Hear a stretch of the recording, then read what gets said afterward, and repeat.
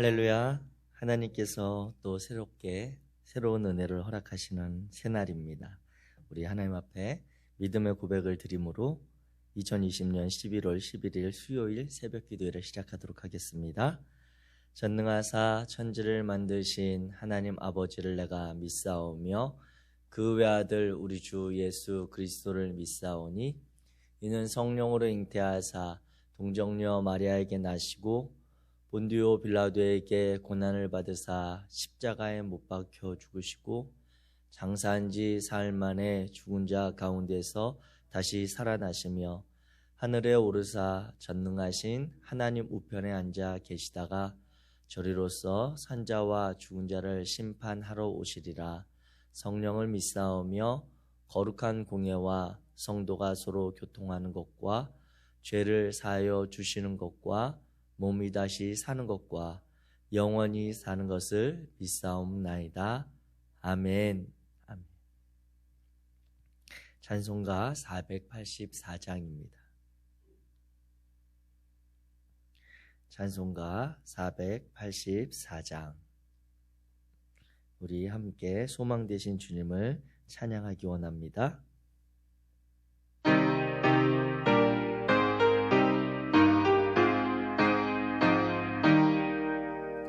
내 맘에 주여 소망 되소서.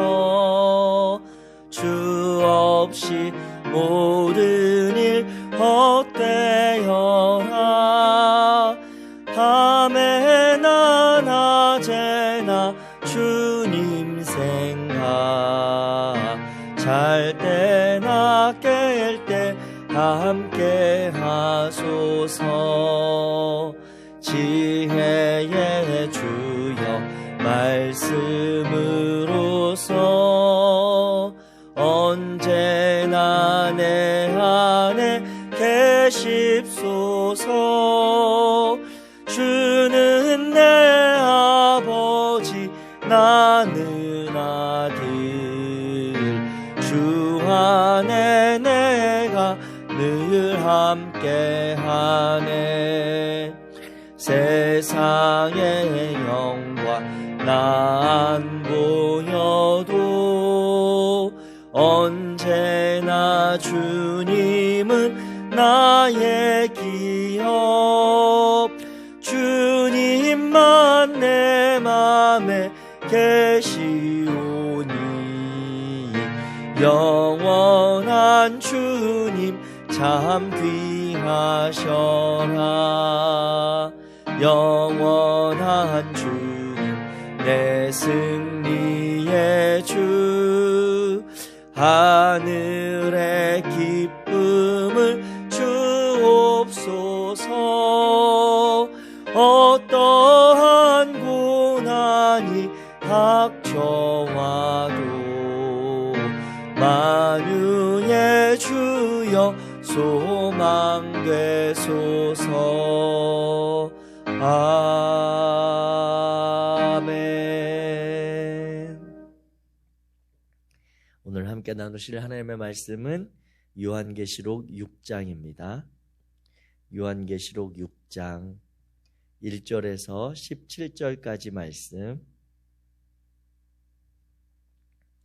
요한계시록 6장 1절에서 17절까지 말씀. 제가 가진 성경 신약성경 404페이지입니다. 요한계시록 6장 1절에서 17절까지 말씀.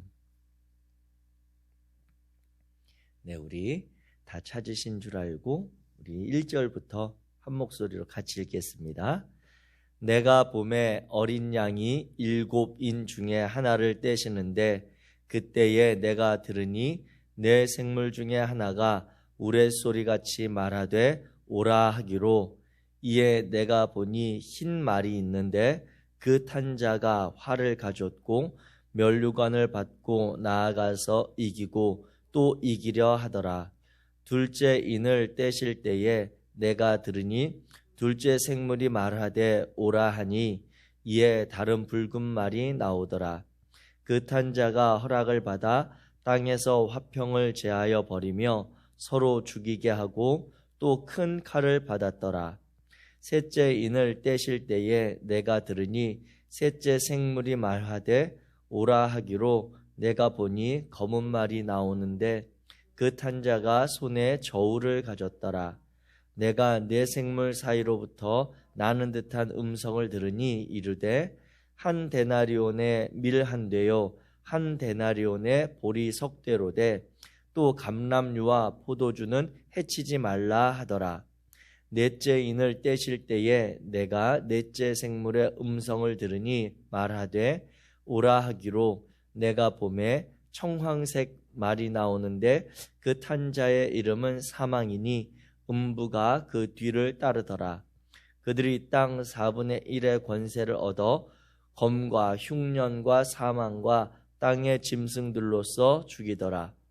다섯째 인을 떼실 때에 내가 보니 하나님의 말씀과 그들이 가진 증거로 말미암아 죽임을 당한 영혼들이 제단 아래에 있어 큰 소리로 불러 이르되 거룩하고 참되신 대주제여 땅에 거하는 자들을 심판하여 우리 피를 갚아주지 아니하시기를 어느 때까지 하시려 하나이까 하니 각각 그들에게 흰 두루마리를 주시며 이르시되 아직 잠시 동안 쉬되 그들의 동무종들과 형제들도 자기처럼 죽임을 당하여 그 수가 차기까지 하라 하시더라. 내가 보니 여섯째 인을 떼실 때에 큰 지진이 나며 해가 검은 털로 짠 상복같이 검어지고 달은 온통 피같이 되며 하늘의 별들이 무화과 나무가 대풍에 흔들려 설익은 열매가 떨어지는 것 같이 땅에 떨어지며 하늘은 두루마리가 말리는 것 같이 떠나가고 각 산과 섬이 제자리에서 옮겨짐에 땅의 임금들과 왕족들과 장군들과 부자들과 강한 자들과 모든 종과 자유인이 굴과 산들의 바위 틈에 숨어 산들과 바위에게 말하되 우리 위에 떨어져 보좌에 앉으신 이의 얼굴에서와 그 어린 양의 진노에서 우리를 가리라. 그들의 진노의 큰 날이 이르렀으니 누가 능히 서리요 하더라. 아멘. 아멘. 오늘 요한계시록의 8번째 말씀을 우리가 함께 나누고 있습니다. 요한계시록 6장의 말씀을 오늘 우리가 함께 나누기를 원하는데요. 이 요한계시록 6장은 이제 큰 요한계시록 틀에서 살펴보자면 사도 요한이 1장에 그 밤모섬에 불려지는 장면, 2장 3장에서 당시에 있었던 소아시아의 7교회의 그러한 상황에 대한 진단들, 그리고 4장부터 이제 장차 그 소아시아 7교회를 대상으로 한, 그리고 그 초대교회 성도들을 대상으로 한 그 장차 일어날 일들에 대한 내용이 4장부터 이제 기록이 되어집니다. 그래서 4장에 보게 되면 4장은 처음 보좌에, 하늘 보좌에 이제 들려서 환상 중에 하나님이 계시는 창조주 하나님에 대한 모습을 기록하고 있고, 5장에 보게 되면 그 하나님께서 가지고 계신 그 두루마리를 열 자가 누구인가라고 하는 예수님에 대해서, 메시아 예수님에 대해서 이야기를 하고 있습니다. 즉 4장에서 창조주 하나님이 구속의 하나님이시고 그 하나님이 십자가에 못 박히고 부활하신 그리스도를 통해 자신의 목적을 이 두루마리를 통해 이루어 가신다라고 하는 내용들을 4장 5장에서 주면 이제 우리의 관심이 자연스럽게 어디에 가겠습니까? 그 두루마리의 시선이 가겠죠. 하나님의 보좌에서 그 두루마리를 받은 어린 양에게, 그리고 그 어린 양이 받은 두루마리는 어떠한 것일까라고 하는 시선이 옮겨가는 그런 시점의 변화들로 이해하면 조금 요한계시록의 큰 틀을 보기가 쉽습니다. 그런데 그 어린 양이 받았던 그 두루마리에는 7인으로 봉해져 있었다라고 4장에 언급되고 있습니다. 오늘 6장 1절에도 표현되고 있는데 그 7인이 이제 6장에서부터 하나씩 봉인이 풀려지는 상황입니다. 오늘 6장에서는 6개의 봉인이 풀려지고 이제 7장에 가면서 마지막 7번째 이후에 뒤에 가면 7번째 봉인이 따로 풀려지는 장면이 나오는데, 오늘은 이제 그 6번째까지 봉인이 풀려지면서 두루마리에 기록된 내용이 아니라 봉인이 풀릴 때에 일어나는 일들에 대해서 기록을 정리한 것이 바로 6장의 내용입니다. 그래서 이 6장의 내용을 보면 1절부터 보게 되면 1절, 2절은 첫 번째 봉인이 풀려지는 것에 대한 이야기입니다.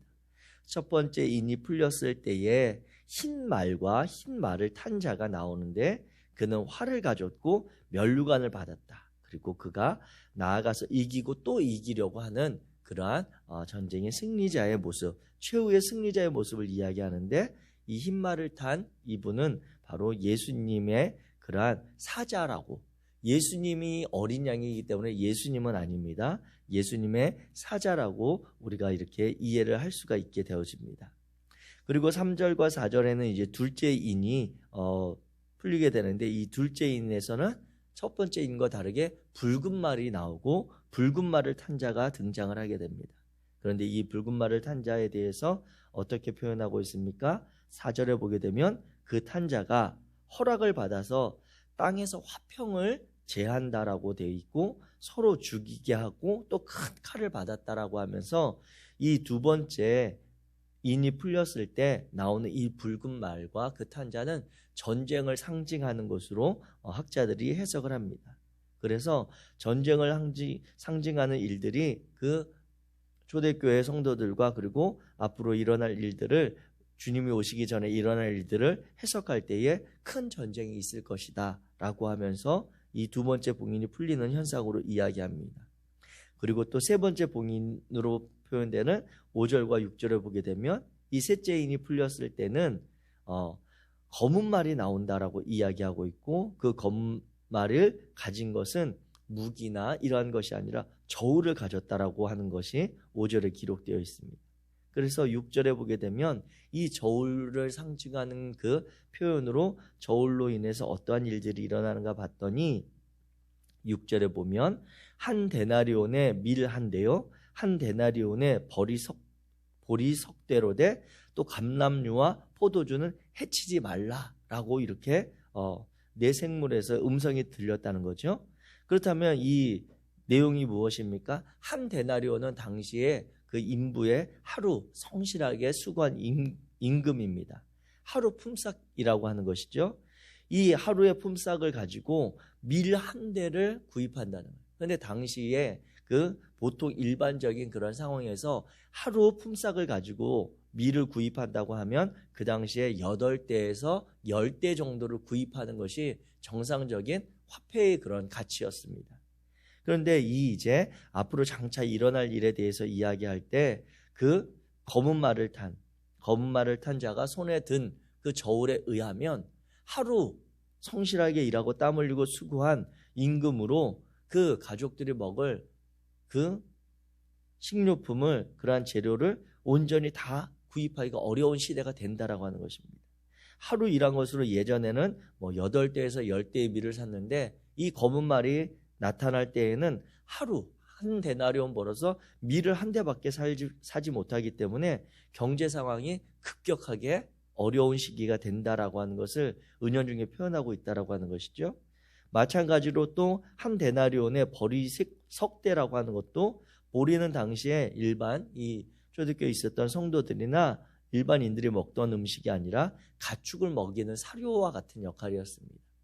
우리가 잘 아는 탕자의 이야기에서도 보면 그곳에서도 탕자가 부모님의 아버지의 재산을 받아서 먼 타국에 가서 지낼 때 재산이 많을 때는 이것저것 잘 사먹고 지내고 허랑방탕하게 보내다가 먹을 것이 없어서 돼지들이 먹는 쥐엄 열매를 먹었다라고 하는 그런 표현들이 나오잖아요. 그러니까 당시에 이 일반인들이 먹는 그러한 보통 식재료와 그리고 가축들에게 사용되는 그러한 곡식이 이렇게 어느 정도 구분되어 있었는데 가축이 먹는 재료이기 때문에 훨씬 더 많은 양을 구입할 수 있었음에도 불구하고 이 한 데나리온으로 보리를 석대밖에 사지 못하는 그러한 형편이 되었다라고 하는 것입니다.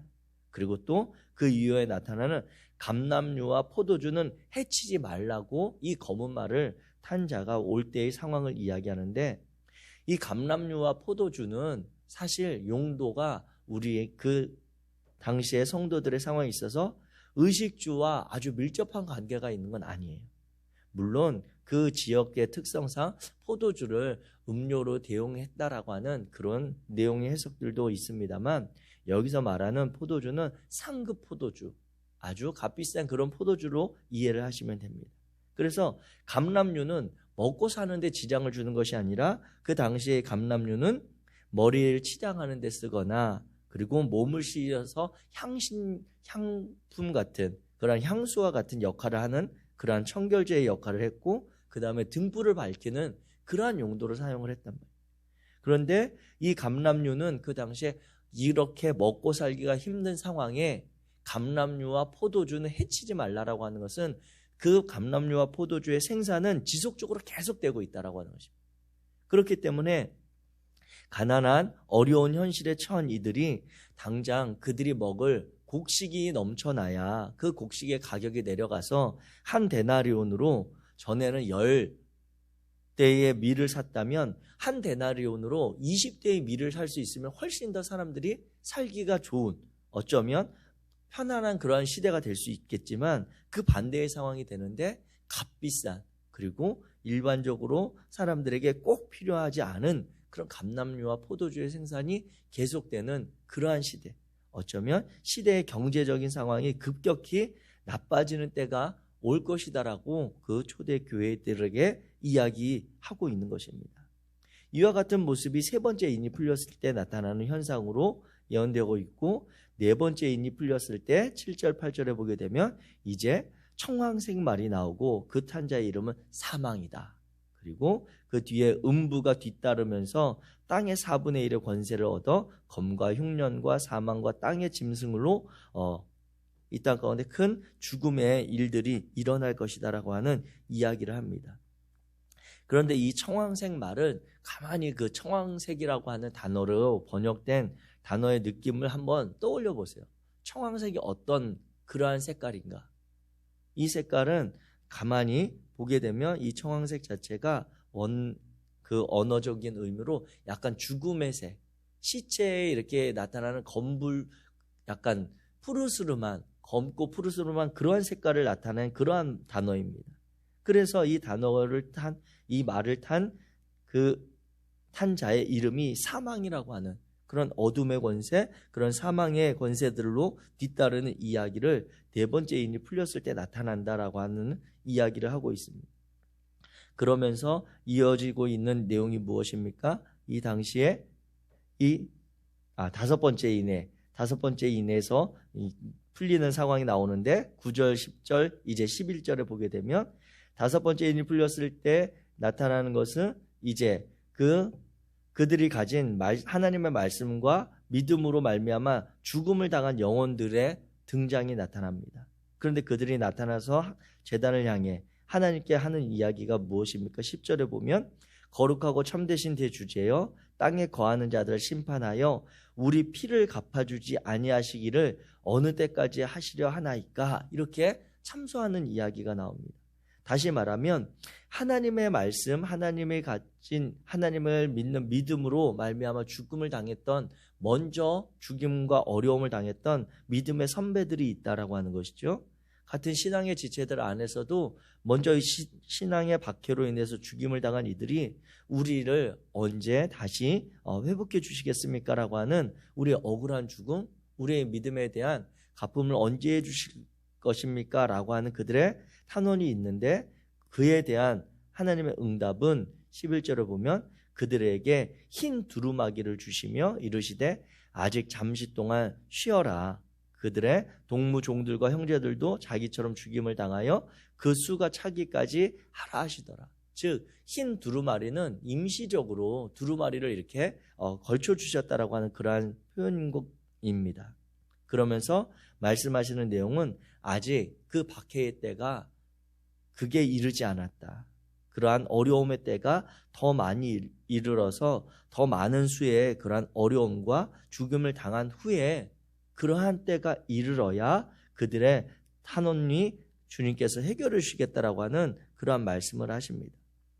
주님께서도 이 땅에 계실 때에 말씀하시기를 하나님의 그러한 주님의 다시 오심의 때에 대해서, 그리고 재림의 때에서 말씀하실 때 그 때와 시는 아직 아무도 알지 못하고 예수님도 육체로 계실 때 나도 그것을 아버지의 권세에 있기 때문에 너희에게 말할 수 없고 알 수 없다라고 했던 것처럼 주님이 다시 오셔서 그 성도들의 그러한 억울한 죽음과 박해의 어려움으로 인한 그러한 고통에 대해서 해결해 주는 것에 대해서는 아직 그 시기가 차지 않았다라고 하는 이야기를 해주고 있는 것입니다. 대표적으로 이 박해의 상황은 64년경에 있었던 네로 황제로부터 시작된 그런 박해인데 뒤로 갈수록 그때가 이 요한이 받기로는 더 극심한 박해가 있을 것이다라고 하는 예언과 같은 것이죠. 그러면서 하나님 앞에서 고난의 분량이 아직 그때까지 차지 않았다라고 하는 인내가 필요한 성도들의 인내가 필요한 상황을 이야기해 주고 있는 것이 바로 이 다섯째 인이 풀렸을 때의 모습입니다.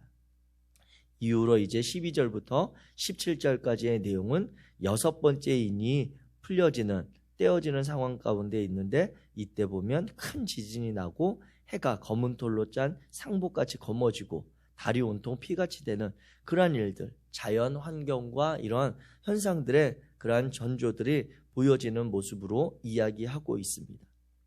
이와 같이 이 어린 양이 받은 그 두루마리가 떼어지는 봉인이 풀려지는 상황들 가운데 이런 6가지 현상이 나타나고 있다라고 기록하고 있는 것이 이 요한계시록의 6장의 내용입니다. 그런데 이 6장의 내용을 통해 우리가 기억해야 할 것은 이 자체가 두루마리에 담긴 내용은 아니라고 하는 것입니다. 이 자체는 하나님의 그러한 말씀과 하나님의 언약, 하나님의 구체적인 우리의 약속의 그러한 뜻이 아니라 그 약속이 이루어지기까지의 거쳐가는 어려움의 시기가 있다라고 하는 것입니다. 우리 성도들 그리고 이 요한계시록을 처음 받아서 읽었던 그 초대교회의 그러한 7교회의 수신자들에게 그리스도인으로서 당하는 그러한 고난의 시기가 앞으로 장차 큰 시험의 때가 올 것인데 요한계시록의 결론은 무엇입니까? 우리 주님께서 최후의 승리자로 우리와 함께 하시고 우리 믿는 자들을 구원하시겠다라고 하는 약속이 요한계시록의 핵심 메시지거든요. 그런데 그 메시지 이전에 그 뜻이 이루어지기 이전에 이러한 어려움의 때가 있다라고 하는 것인데 그 그리스도인의 고난을 가만히 생각해 보면 우리가 만나는 고난은 그리스도인이기 때문에 받는 고난이 있습니다. 그리스도인이기 때문에 당하는 고난이 있고요.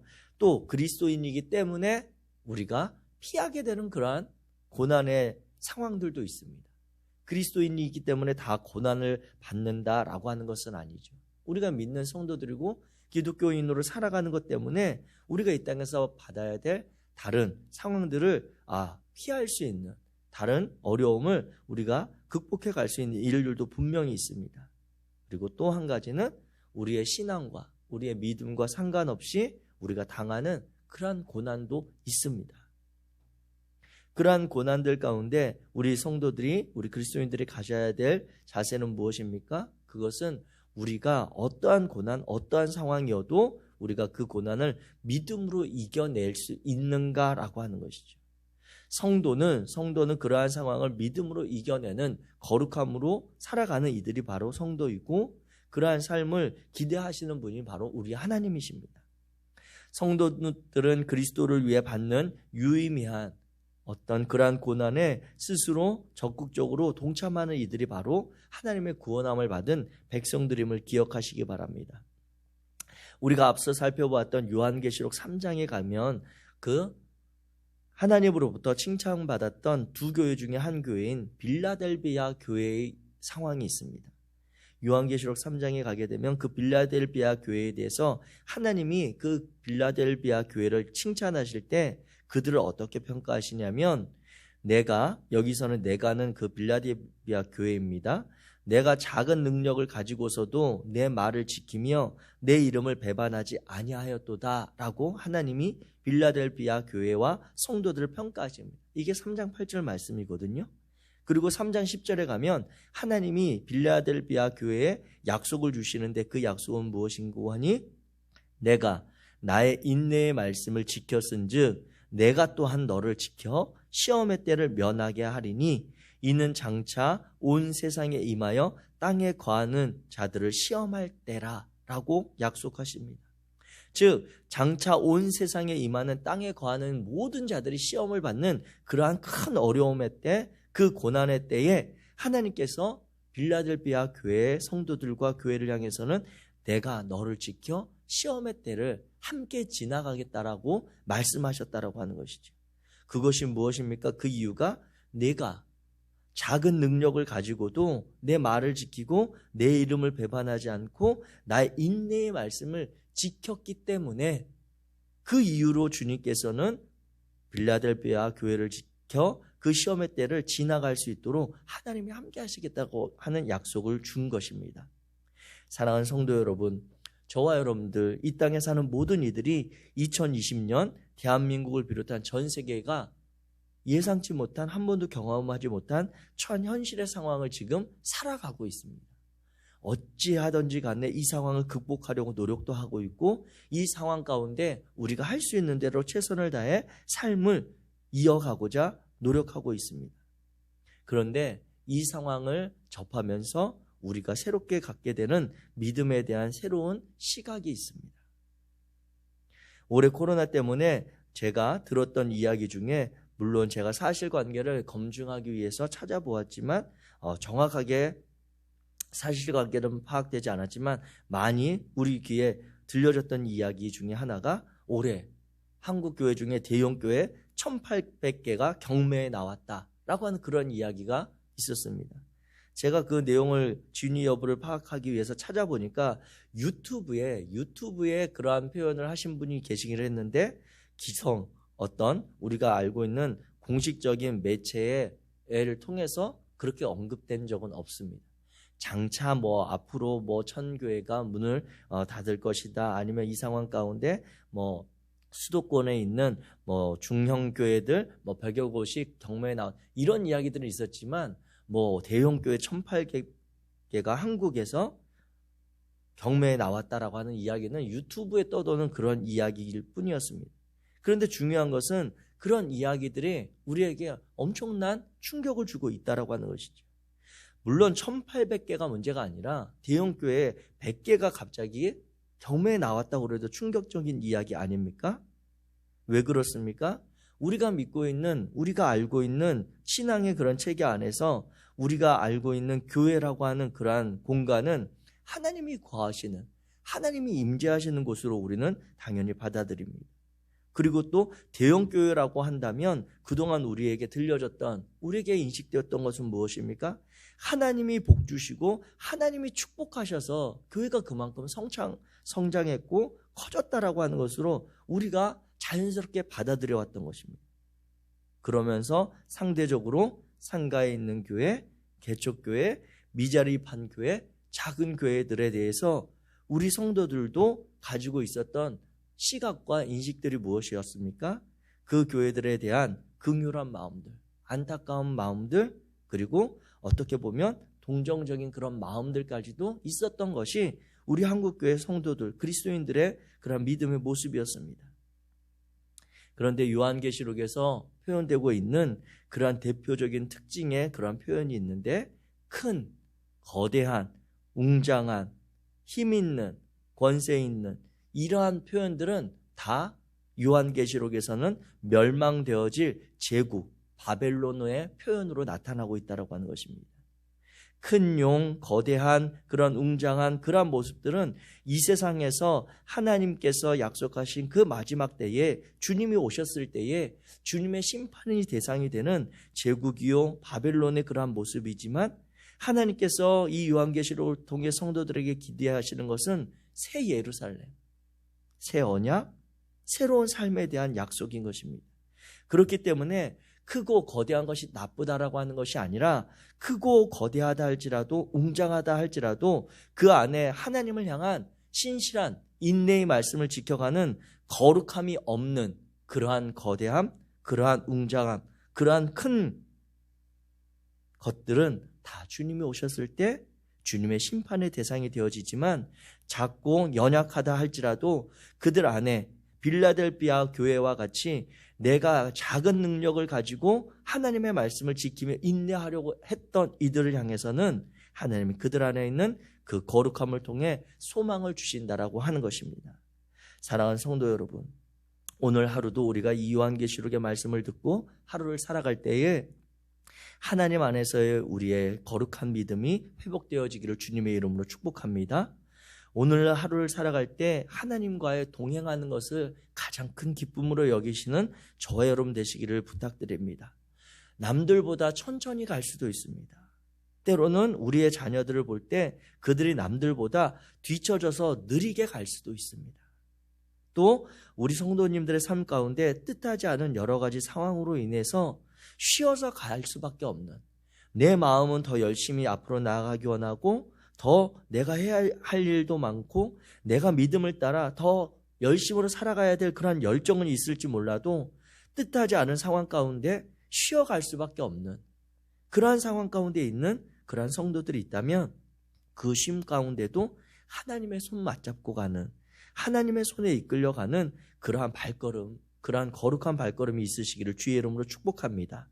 그래야 해서 정말 우리가 이 요한계시록을 통해서 이 어려운 때에, 이 심각하게 불안한 때에 정말 우리가 끝까지 붙잡아야 할 것이 무엇인가, 하나님이 우리에게 요청하시는 그러한 삶이 무엇인가를 고민하며 그 믿음의 길을 정진하는 저와 여러분, 우리 믿음의 공동체 되시기를 주의 이름으로 축복합니다. 기도하겠습니다.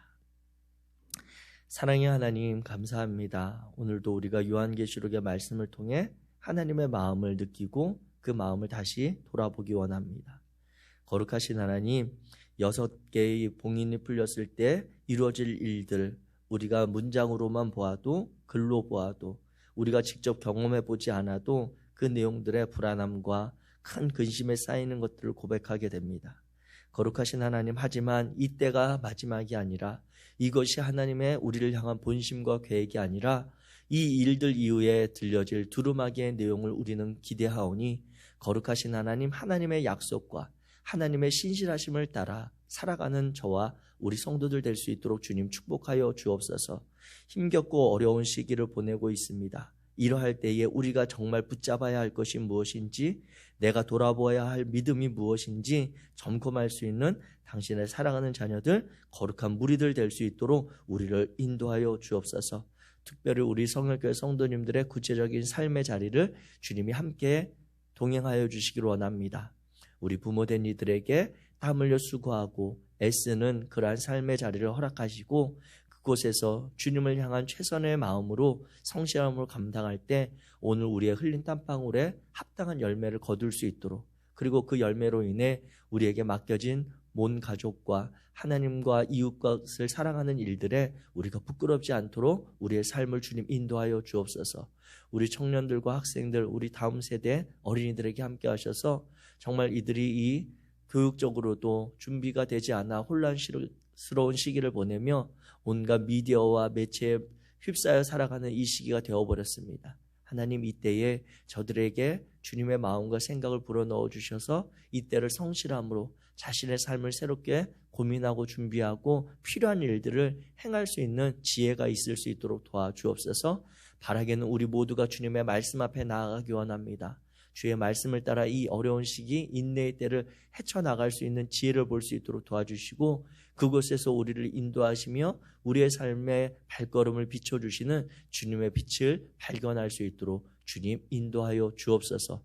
주님께서도 오늘 하루와 우리에게 주신 이 날을 복되게 하실 줄 믿고 예수 그리스도 이름으로 기도하였습니다.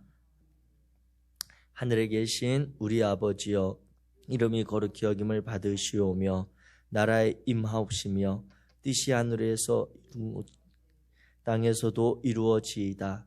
오늘날 우리에게 일용할 양식을 주옵시고, 우리가 우리에게 죄 지은 자를 사하여 준 것 같이 우리의 죄를 사하여 주옵시고, 우리를 시험에 들게 하지 마옵시고 다만 악에서 구하옵소서. 대개 나라와 권세와 영광이 아버지께 영원히 있사옵나이다. 아멘. 이 시간 우리 함께 기도하기 원합니다. 이 시간에 기도하실 때 오늘 우리가 함께 나누었던 요한계시록의 말씀을 기억하며 하나님께서 우리의 삶의 자리에 요청하시는 그런 믿음은 무엇인지, 우리에게 기대하시는 그 삶은 무엇인지 돌아보며 결단하며 기도하기 원하고요. 나라와 민족을 위해서 기도해 주십시오. 여러 가지 상황들 가운데 이 일들의 책임과 일차적인 권한을 받은 지도자들, 사회 각계각층의 또 정치계 그리고 대통령까지도 이 지도자들에게 은연중에라도 하나님의 마음과 하나님의 뜻이 그들의 생각 가운데 자리 잡을 수 있도록, 그래서 그들이 부지불식간에라도 하나님이 기뻐하시는 일들, 그러한 국가를 세워갈 수 있도록, 그들이 합력할 수 있도록 위해서 기도해 주시고, 우리 한국교회의 역할을 위해서도 관심 갖고 기도해 주시기를 원합니다. 또 우리의 성일교회 믿음의 공동체에 위해서 중보해 주시기를 원합니다. 우리 성도들의 상황들, 청년과 학생들에 대한 관심을 부탁드리고요. 이제 거룩한 독서 이제 며칠 남지 않았는데, 오늘 하루 우리가 하나님과 동행하는 귀한 발걸음이 그 독서의 시간에 있습니다.